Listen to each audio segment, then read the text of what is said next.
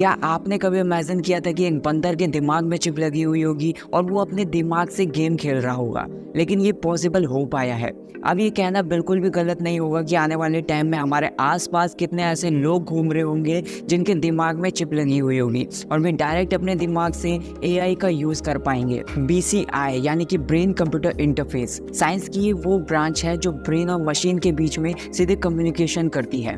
एक टाइम में जो केवल फैंटेसी लगा करता था, यानी कि केवल कल्पना लगा करता था, आज वो रियलिटी में आप देख सकते हो। 20वीं सदी के मिडिल से साइंटिस्ट ने इसको लेकर रिसर्च स्टार्ट कर दी थी। उनका टारगेट था कि एक ऐसी टेक्निक डेवलप कर सके जो ब्रेन के इलेक्ट्रिकल सिग्नल्स को पढ़ सके और उसे मशीनी कमांड में बदल सके। इसका यूज हम अलग अलग जगह पर कर सकते हैं, जैसे विकलांग व्यक्तियों को उनकी बॉडी पार्ट्स का वापस दिलाना, न्यूरोलॉजिकल बीमारियों का इलाज। न्यूरालिंक जैसी कंपनी इस फील्ड में आगे बढ़ रही हैं, जो ब्रेन के न्यूरॉन्स से सीधे जुड़ने वाले डिवाइसेस को डेवलप कर रही हैं। इससे पर्सन अपने थॉट से कंप्यूटर को कंट्रोल कर सकते हैं, जैसे कि व्हील चेयर चलाना या टेक्स्ट मैसेज लिखना, यहाँ तक कि गेमिंग और वर्चुअल रियलिटी में भी इसका यूज किया जा सकेगा। बीसीआई टेक्निक ने हमें एक ऐसे फ्यूचर की ओर ले जाने का रास्ता दिखाया है जहाँ इंसानों और मशीनों के बीच में जो भी बाउंड्रीज है वो छोटी होती हुई नजर आ रही है।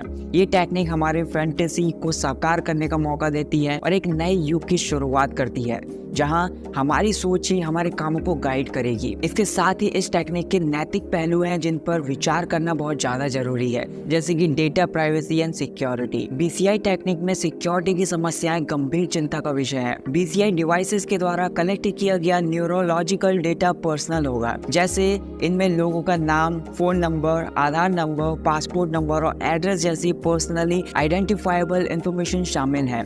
तो इस डेटा की सुरक्षा और उसके यूज के रेगुलेशन की जरूरत है। बीसीआई सिस्टम को हैकर्स के द्वारा टारगेट किया जा सकता है, जिससे न केवल डेटा की चोरी का खतरा है बल्कि यूजर्स के न्यूरोलॉजिकल फंक्शन को नुकसान पहुंचाने की पॉसिबिलिटीज भी हो सकती हैं। भारत में इंटरनेट यूजर्स की बढ़ती हुई आबादी और डिजिटल इकोनॉमी में तेजी से डेवलपमेंट की वजह से हैकर्स के लिए इसका लाभ उठाना बहुत ज्यादा आसान हो गया है। तो बीसीआई टेक्निक के एप्लीकेशंस को सिक्योर रखना बहुत ज्यादा जरूरी है ताकि वे मिसयूज से बच सकें और यूजर्स के इंटरेस्ट की रक्षा कर सकें। बीसीआई टेक्निक के नैतिक पहलुओं पर भी विचार करना बहुत ज्यादा जरूरी है, जैसे कि इसके यूज की लिमिटेशंस और यूजर्स की ऑटोनॉमी। साइबर सिक्योरिटी के लिए भरोसेमंद मानकों और नियमों का विकास करना बहुत ज्यादा जरूरी है ताकि बीसीआई टेक्निक का यूज सिक्योरिटी और जिम्मेदारी से किया जा सके। न्यूरालिंक ये एक ऐसा नाम है जो मॉडर्न साइंस की बाउंड्रीज को चैलेंज है और ह्यूमैनिटी के फ्यूचर की एक नई पिक्चर को पेश करता है।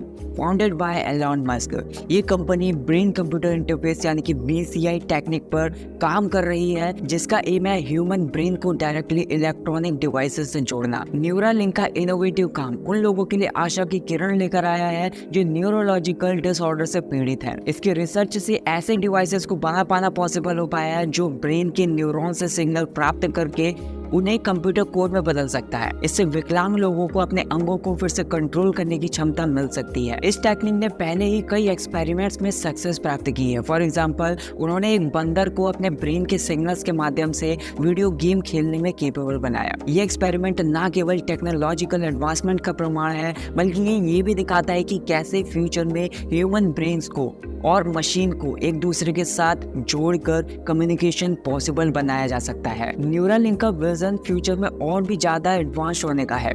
उनका ऐसा कहना है कि एक दिन इस टेक्नोलॉजी का यूज करके ह्यूमन ब्रेन की क्षमताओं को बढ़ाया जा सकता है, जैसे कि ब्रेन की मेमोरी, एजुकेशन में सुधार और यहाँ तक कि मेंटल इलनेस का भी इलाज पॉसिबल हो सकता है। ब्रेन कंप्यूटर इंटरफेस यानी कि बीसीआई टेक्निक का पास्ट और इवोल्यूशन में साइंस के फील्ड में एक अमेजिंग जर्नी रही है। इसकी शुरुआत 1924 में हुई थी, जब हैंस बर्जर ने पहली बार ह्यूमन ब्रेन्स की इलेक्ट्रोएन्सेफेलोग्राफी यानी कि ईईजी रिकॉर्डिंग की थी। इस रिसर्च ने ब्रेन की इलेक्ट्रिकल एक्टिविटीज को समझने का एक नया दरवाजा खोला था। आज बीसीआई टेक्निक ने अमेजिंग प्रोग्रेस की है। न्यूरालिंक जैसी कंपनी इस फील्ड में आगे बढ़ रही है जो high resolution invasive BCI system पर काम कर रही है। फ्यूचर में बीसीआई टेक्निक की डेवलपमेंट से न केवल ट्रीटमेंट फील्ड में क्रांति आएगी बल्कि ये हमारी डेली लाइफ, एजुकेशन और एंटरटेनमेंट के तरीकों को भी बदल देगी। अब आप ये बोलोगे कि ये चिप कौन सी है? कभी आपके मन में ख्याल आया है कि बिना टीवी का रिमोट दबाए ही टीवी चल जाए,